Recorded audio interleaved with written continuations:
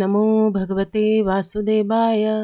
ॐ शान्ताकारं भुजगशयनं पद्मनाभं सुरेशं विश्वधारं गगनसदृशं मेघवर्णं शुभाङ्गं लक्ष्मीकान्तं कमलनयनं योगिविद्यानगम्यं वन्दे विष्णु भवभयहरं सर्वलोकैकनाथं। नमस्कार। आज आम ओडिया श्रीमद् भागवतर दशम स्कंध गोपलीलार 30 अध्याय 30तम अध्याय विषय पाठ करिबा।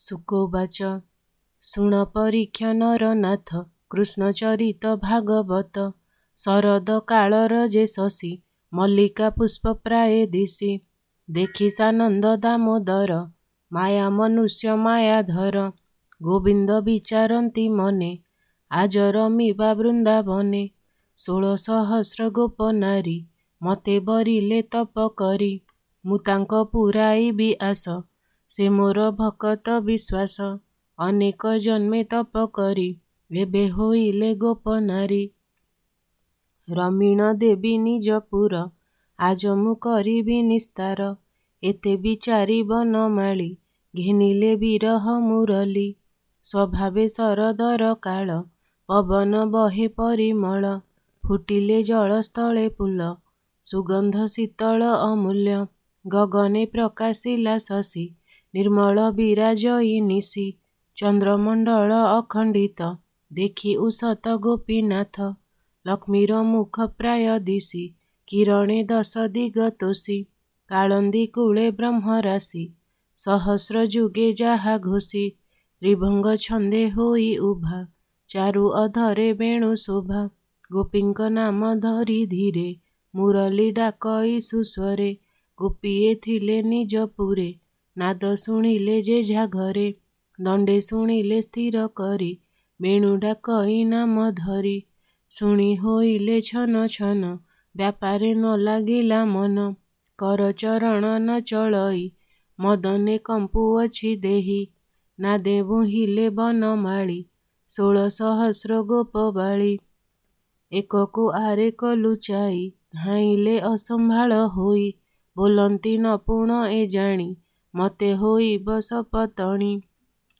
आगे मु जीवी वृंदावने रमिबी नंदर नंदने देखिबी नयन पुराई मोहर नामे वेणुबाई किपाडा कई रात्र काले उभारी कदम्बर मूले जल क्रीडाळ बेले गला आंभर वस्त्र चोरी कला कदम्ब वृक्षे नेई थोई मागिले वस्त्र न दियई उलग्ने जल मध्ये थाई सीते कंपई आंभ देही अनेक विनय होइलु दंतरे तीरण धइलु बोइला उठिया सजळु जे जाहा वस्त्र निय डाळु जे जाहा वस्त्र चिन्हि निय नोहिले जल मध्ये थाओ तार बचने लज्जा छाड़ी आणी पिंधिलु जे झा साड़ी आंभर शुद्ध मन जाणी हसी बोइले वेणु पाणी देवता पूजी नदी तीरे मते जे बरिअछ बरे से कथा करिबई मुहि नेयम कले वेणु छुई से कथा सुमेरिले आज आंभर छड़ाइबे लाज पतित नय छंती कोळे केमंते जीवु रात्र काळे न गले न रहे जीवन काल होइला वेणु स्वन एमंते होइले बाहार मदने कंपई शरीर के गोपी दुहुथिला गाई बाछुरी बांधी छंद देई मुरली शुणी कर्ण मूले दुहुणी पकाइला तले मुरली ध्वनि शुणी बेगे धाइला वृंदावन लागे के बसी काढ़ुथिला सर मुरली शुणिला सुस्वर डाकई तार नाम धरी बेगे धाइला गोप नारी के करुथिला दधि जोग शुणी धाइला बेग बेग के दूध चुली रे बसाई मुरली शुणी गला धाई के कोळे बालक बसाई दूध पियाऊँ गीत गाई कर्णे शुणिला वेणु ध्वनि डाकई तार नाम घेनी बालक पकाइला तले धाइला मदन बिकळे स्वामी शयन स्थाने थाई के गोपी चरण चापई मुरली तार नाम धरी डाकई आस बेग करी पति चरण थोई तले बेगे धाइला काम भोळे के बसी भुंजुथिला अन्न କର୍ଣ୍ଣେ ଶୁଣିଲା ବେଣୁ ସ୍ୱନ, ବୋଲଇ ଆସ ତୁହି ବେଗେ, କୃଷ୍ଣଙ୍କୁ ଦେଖ ମନ ଭାଗେ। ଶୁଣି ଭୋଜନ ଉପେକ୍ଷିଲା, ହସ୍ତ ପଖାଳି ନ ପାରିଲା, ବେଗେ ଧାଇଁଲା ବୃନ୍ଦାବନ, ଯେଣେ ଶୁଭଇ ବେଣୁ ସ୍ୱନ। କେ ବସି ଲିପୁଥିଲା ଘର, ମୁରଲି ଶୁଣିଲା କର୍ଣ୍ଣର, ବୋଲଇ ଆସ ତୁ ବହନେ, ହରିଙ୍କି ରମ ବୃନ୍ଦାବନେ। ଘର ବ୍ୟାପାର ଉପେକ୍ଷିଲା, ବେଗେ ସେ ବୃନ୍ଦାବନେ ଗଲା, କେ ବସିଥିଲା ନିଜ ଘରେ, କଜ୍ୱଳ ପାତି ଘେନି କରେ।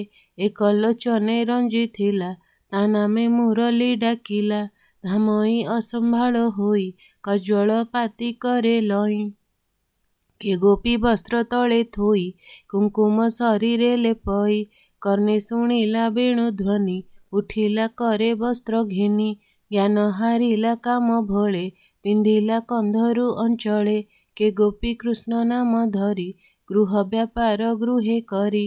ଶୁଣିଲା କୃଷ୍ଣ ବେଣୁ ନାଦ, ମଦନ ବାଣେ ତନୁ ଖେଦ, କେହୁ ତାମ୍ବୁଳ ଭୁଞ୍ଜୁଥିଲା, ଅର୍ଦ୍ଧେକ ହସ୍ତରେ ଘେନିଲା, କେହୁ ପାହୁଡ଼ ଗୋଡୁ କାଢ଼ି, ଲେଉଟି ନ ପାରିଲା ଭରି, କେହି ତିଳକ ଘେନୁଥିଲା, ଅର୍ଦ୍ଧେ ତିଳକ ସେ ଲିହିଲା, କେ ଗୋପୀ ରତ୍ନ ଚାପ ସରି, ଚରଣେ ବାନ୍ଧିଲା ପାଶୋରି। ମୁରଲି ନାଦ ଅନୁସରି, ବନେ ଧାଇଁଲା ଗୋପ ନାରୀ, ଏମନ୍ତେ କହିବଇଁ କେତେ, 16 ସହସ୍ର ଯେଝା ମତେ। କାହାର ସ୍ୱାମୀ ବଳବନ୍ତ, ଆଗରେ ଓଗାଳିଲା ପଥ, କାହାର ପୁତ୍ର ଗୋଡ଼ାଇଲା, ଶ୍ୱଶୁର ଖୁଡୁଡ଼ା ମଉଳା। ଭାଇ ଭଣଜା ଇଷ୍ଟମିତ୍ର, ଆଗରୁ ଓଗାଳିଲେ ପଥ, ବୋଲନ୍ତି ଗୋପୀଙ୍କି ଅନାଇ, ଏକଥା ଉଚିତ ନୁହଁଇ। ରଜନୀ କାଳେ ଯାଅ ବନ, ଲଜ୍ଜାକି ଛାଡ଼ିଲା ବଦନ, ଶୁଣି ବୋଲନ୍ତି ଗୋପବାଳୀ, ବନେ ବିଜୟ ବନମାଳୀ। ଶୁଣ ଶୁଭଇ ବେଣୁ ନାଦ, ମୁରଲି ବଡ଼ଇ ଆନନ୍ଦ, କ୍ଷଣେ ମୁରଲି ନାଦ ଶୁଣି, ଆମ୍ଭେ ଆସିବୁ ଏହି କ୍ଷଣି। ଦାସ ବତ୍ସଳ ଭଗବାନ, ମୋହିଲେ ଗୋପାଳଙ୍କ ମନ, ତୁଣ୍ଡରୁ ନଇଲା ଉତ୍ତର, ବାହୁଡ଼ି ଗଲେ ଯେଝା ଘର। ଏକ ଗୋପିକା କ୍ଷୀଣ ଦେହୀ, ଗହଳେ ନ ପାରିଲା ଯାଇ, ତାହାର ସ୍ୱାମୀ କର ଧରି, ଘରେ ଆଣିଲା ନିଜ ନାରୀ। ଗମ୍ଭୀରି ଭିତରେ ବାନ୍ଧିଲା, ଅନେକ ମାଡ଼ ହିଁ ମାଇଲା, ଦ୍ୱାରେ କବାଟ ଦେଲା କିଳି, ବିକଳେ କାନ୍ଦଇ ଗୁଆଳି। ମୁରଲି ତାର ନାମ ଧରି, ଡାକଇ ଆସ ବେଗ କରି, ସେ ଗୋପୀ ବନ୍ଧନରେ ପଡ଼ି, କାନ୍ଦଇ ସ୍ତମ୍ଭେ ମୁଣ୍ଡ କୋଡ଼ି। କୃଷ୍ଣର ଦେହେ ଦେଇ ମନ, କ୍ଷଣ କ୍ଷଣକେ ଅଚେତନ, ସହି ନ ପାରି ତାପ ଭର, ବେନି ଲୋଚନ କଲା ସ୍ଥିର। ନୟନ ପିତୁଳି ଲେଉଟି, ଭିତରେ କଲା ଏକ ଦୃଷ୍ଟି, ଧ୍ୟାନେ ଦେଖିଲା ଭଗବାନ, ନିର୍ଭରେ କଲା ଆଲିଙ୍ଗନ। ଡାକିଲା କୃଷ୍ଣ ତ୍ରାହି ତ୍ରାହି, ପ୍ରାଣ ଛାଡ଼ିଲା ଚୁମ୍ବ ଦେଇ, ଜୀବନ ଛାଡ଼ି ରସ ଭରେ, ପଶିଲା ଗୋବିନ୍ଦ ଶରୀରେ। ଶୁଣି ପରୀକ୍ଷ ଦଣ୍ଡଧାରୀ, ମୁନି ଚରଣ ତଳେ ପଡ଼ି, ବୋଲଇ ହେଲି କୃତ୍ୟ କୃତ୍ୟ, ଶୁଣି ଚରିତ ଭାଗବତ। ଭୋମୁନି ହୋଇଲି ଚକିତ, ତୁମ୍ଭେ କହିଲ ବିପରୀତ, ପରପୁରୁଷେ ମନ ଦେଇ, ଯେ ନାରୀ ଏକାନ୍ତେ ରମଇ। ବିଟପି ବାଦ ହୋଇ ତାରେ, ନରକେ ପଡ଼ଇ ନିର୍ଭରେ, କେ କିମ୍ବା ଗୋବିନ୍ଦେ ପଶିଲା, ମତେ ତ ସନ୍ଦେହ ଲାଗିଲା। ସ୍ୱଭାବେ ସ୍ତ୍ରୀ ଜନ୍ମ ହୋଇ, ଧର୍ମ ଅଧର୍ମ ନ ଜାଣଇ, ପରପୁରୁଷେ ମନ ଦେଲା, ସେ କିମ୍ପା କୃଷ୍ଣଙ୍କୁ ପାଇଲା। ଶୁଣି ହସିଲେ ମୁନିବର, ବୋଲନ୍ତି ଶୁଣ ଦଣ୍ଡଧର, ପୂର୍ବେ ମୁଁ କହିଅଛି ତତେ, ପୁରାଣ ଶିରୀ ଭାଗବତେ।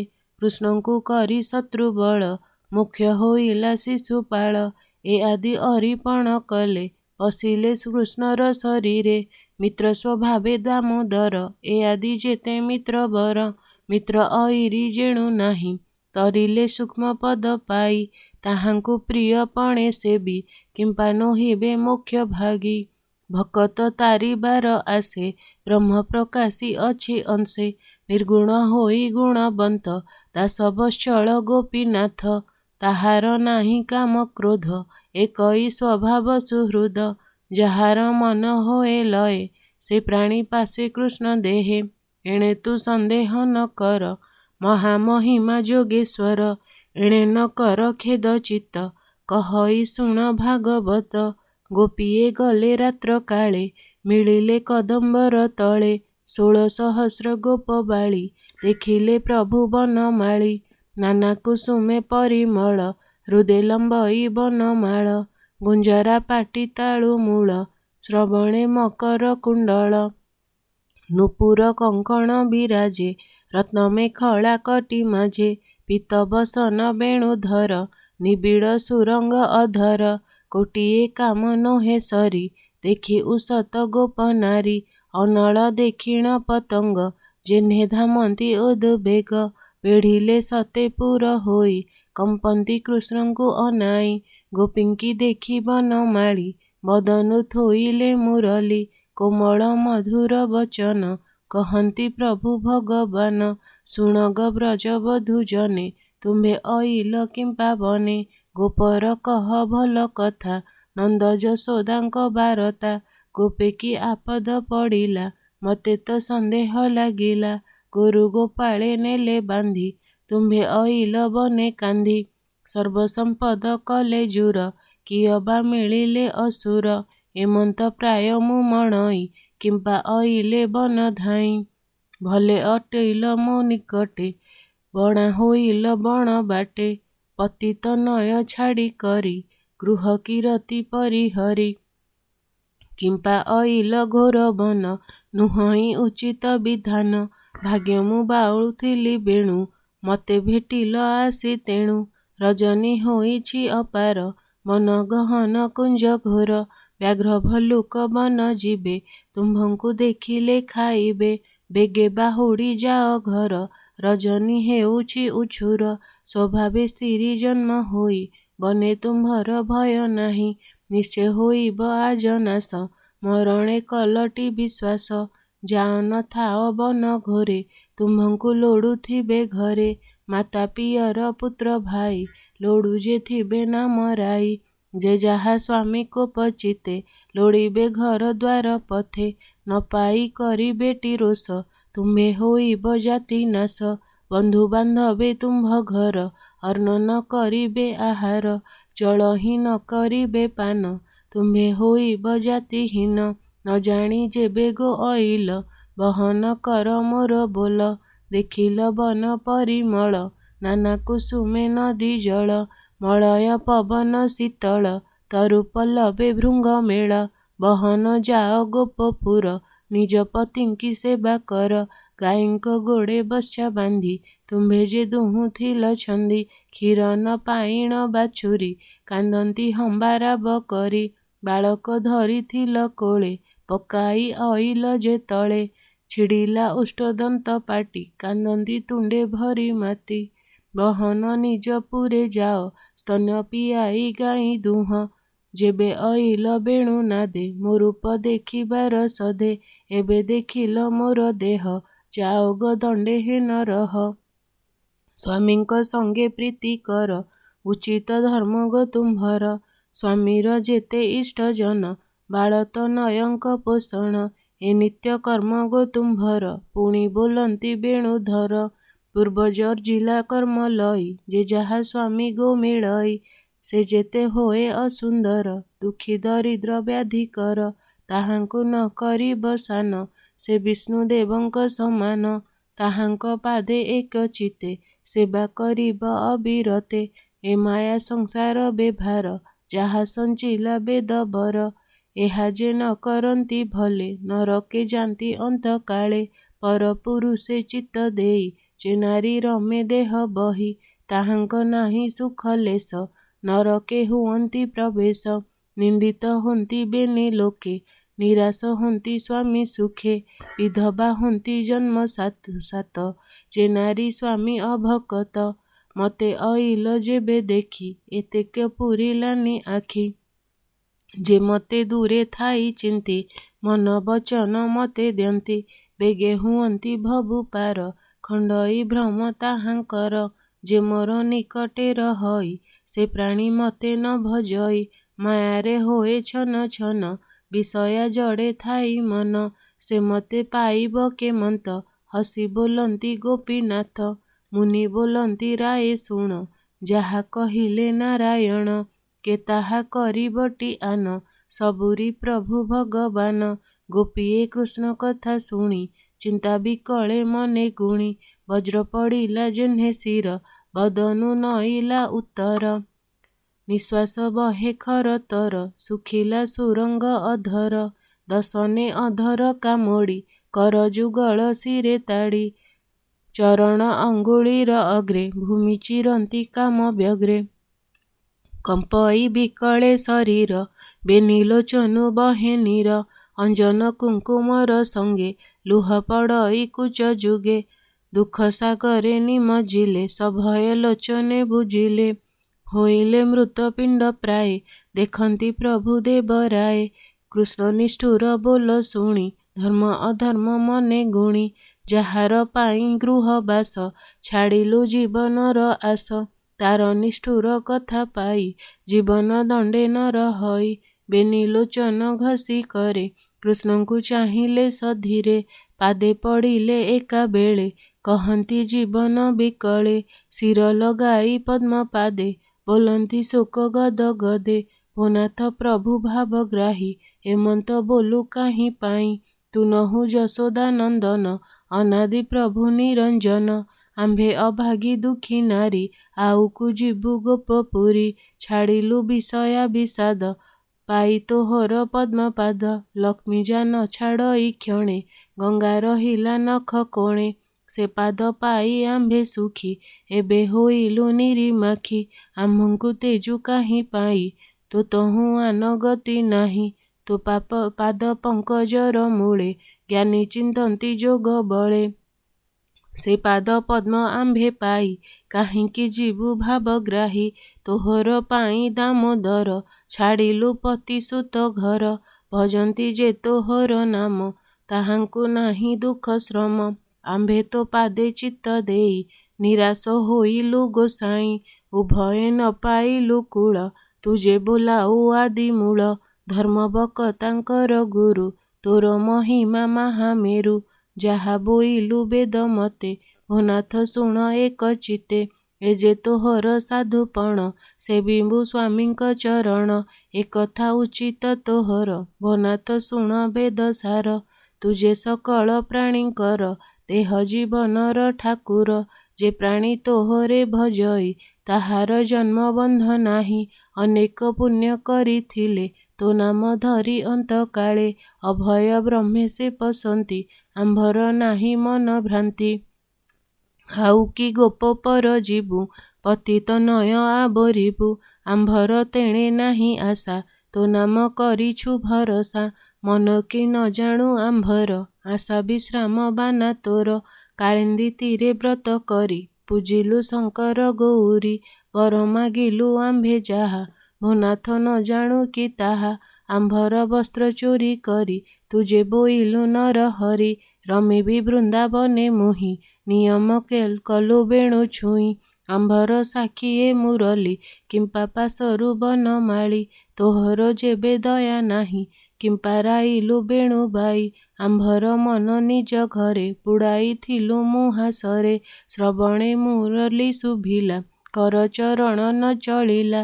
ଜୀବନ ହରିଲୁ ଆମ୍ଭର ଏବେ ତ କହିଲୁ ନିଷ୍ଠୁର। ଭୋ ନାଥ କର ପ୍ରାଣ ରକ୍ଷା ଆମ୍ଭେ ପାଇଲୁ ବେଣୁ ଦୀକ୍ଷା। ତୋର ଅଧରାମୃତ ରସ ଆମ୍ଭର ମୁଖରେ ବରସ। ଜୀବନ ରଖ ନନ୍ଦବାଳ ଆମ୍ଭର ପୁରିଲା ଟିକାଳ। କ୍ରୋଟ ଅନଳ ପ୍ରାୟ ହୋଇ କାମ ଅନଳ ରୁଦ ଦହି। ଲିଭାଅ ମୁଖୁ ରସ ଦେଇ ଦାସ ବତ୍ସଳ ଭାବଗ୍ରାହୀ। ଯେବେ ନ ରଖୁ ବନମାଳି ମରିବୁ ସକଳ ଗୁଆଳି। ହତ୍ୟା ହୋଇବ ତୋର କନ୍ଧେ ଶୁଣି ହସନ୍ତି ଆଦି କନ୍ଦେ। ଗୋପୀ ବୋଲନ୍ତି କୃଷ୍ଣେ ଚାହିଁ ପୂତନା ପ୍ରାଣ ଅଛୁ ଖାଇ। ତୁ କାହିଁ ରଖିବୁ ଆମ୍ଭତ ନିଶ୍ଚୟେ ହୋଇଲୁ କୃତାର୍ତ୍ତ। ମରିବୁ ତୋହର ଉପରେ ଜୀବନ ନ ରହେ ଶରୀରେ। ଭୋ ନାଥ ତୋହର ପୟରେ କମଳା ସେବେ ନିରନ୍ତରେ। ଆମ୍ଭର ପ୍ରିୟ ଅଟୁ ତୁହି ଆଶା ନ ଛେଦ ଭାବଗ୍ରାହୀ। ତୋହର ପାଦର ତୁଳସୀ ମାଳା କରିଣ ବ୍ରହ୍ମରାଶି। କବରୀ ଭାର ସଜ କରି ତୋ ପାଦେ ସେବିବୁ ମୁରାରି। ତୋହର ପାଦ ରୁଦ ଗତେ ମୁନିଏ ଭଜୁଥାନ୍ତି ନିତ୍ୟେ।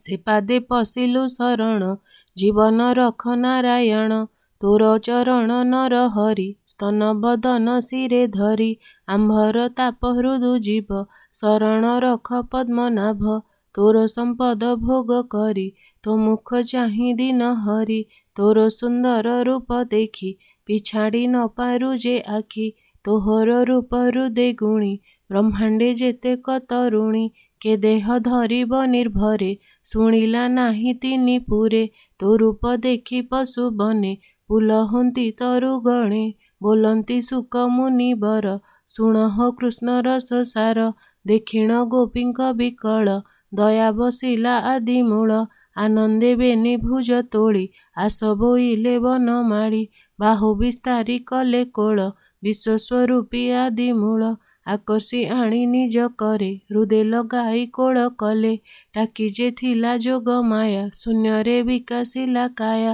ଅତ୍ୟନ୍ତ ଦିବ୍ୟ ରୂପମାନ ସୁରେଖ ତିଳକ ବଦନ ଅଙ୍ଗେ ଆଦିତ୍ୟ ରତ୍ନ ଶୋଭା ଅଗ୍ନିଧୌତ ବାସ ପ୍ରଭା କପାଳେ ମଳୟ ଚନ୍ଦନ ତାମ୍ବୁଳେ ସୁରଙ୍ଗ ବଦନ ମେଘେ ବିଜୁଳି ଯେହ୍ନେ ଜାଣି ସୁରେଖ ତିଳକ ତରୁଣୀ କୃଷ୍ଣର ବେନୁ ଭୁଜେ ପଶି ତାପ ଛାଡ଼ିଲେ ଶୁଭ୍ର କେଶୀ ତକ୍ଷଣେ ପାଇଲେ ଜୀବନ ହରସ ଗୋପୀଙ୍କର ମନ କୃଷ୍ଣଙ୍କୁ ବେଢ଼ିଲେ ଯୁବତୀ ଗଗନେ ଯେହ୍ନେ ତାରାପନ୍ତି ଗୋପୀଏ ତୋ ସମାନ ହୋଇ ପୁଷ୍ପ ତୋଳନ୍ତି ବନେ ଯାଇ ମାଳା ଗୁନ୍ଥିଲେ ଯତ୍ନ କରି ବର ବରିଲେ ନର ହରି କାଳେନ୍ଦୀ ବାଲି କୁଦେ ଯାଇ ଗୋପୀଙ୍କ ମଧ୍ୟେ ଭାବଗ୍ରାହୀ ଯୋଗ ମାୟାର ବଳେ ହରି 16,000 ରୂପ ଧରି ହୋଇଲେ ବେନି ବେନି ଜନ ଗୋପୀର ମିଲେ ଭଗବାନ ରତି ପଣ୍ଡିତ ବଳବନ୍ତ ତୋଷିଲେ ଗୋପୀଙ୍କର ଚିତ୍ତ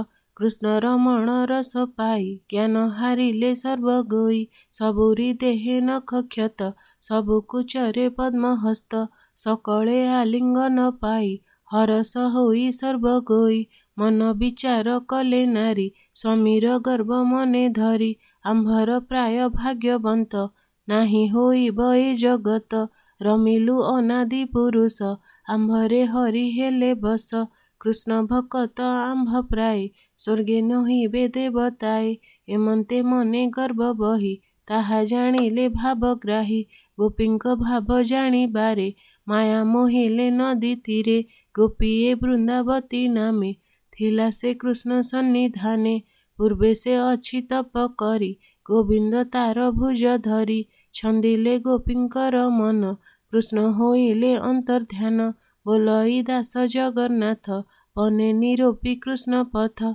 ମୋହର ମନ ଗୋଡ଼ାଇଲା କୃଷ୍ଣଙ୍କୁ ଭେଟ ନ ପାଇଲା ବାହୁଡ଼ି ହୋଇଲା ନିରାଶ ସୁଜନେ ବୃନ୍ଦାବନେ ପଶ ମୁଁ ଅବା ହରିଙ୍କି ଅନାଇ କାହିଁ ପାଇବି ଭାବଗ୍ରାହୀ ମୁଁ ଅବା କେତେକ ମାତର କାହିଁ ପାଇବି ଚକ୍ରଧର ପାମର ହୀନ ମୋର ବୁଦ୍ଧି କୃଷ୍ଣ ଚରଣେ ମନ ଖେଦି ମୋଛାର ପାଇବଇ କାହିଁ ଯାହାର ଆଦି ଅନ୍ତ ନାହିଁ ସେ ଦୟାମୟ ହରିପାଦେ ମନ ମୋରହୁ ଅପ୍ରମାଦେ ସୁଜନ ଜନଙ୍କର ହିତ କହଇ ଦାସ ଜଗନ୍ନାଥ ଇତି ଶ୍ରୀମଦ୍ଭାଗବତେ ମହାପୁରାଣେ ପାରମହଂସ संहितायां दशमस्कन्धे पूर्वार्धे भगवतरसक्रीडावर्णनं नाम 300 अध्यायः।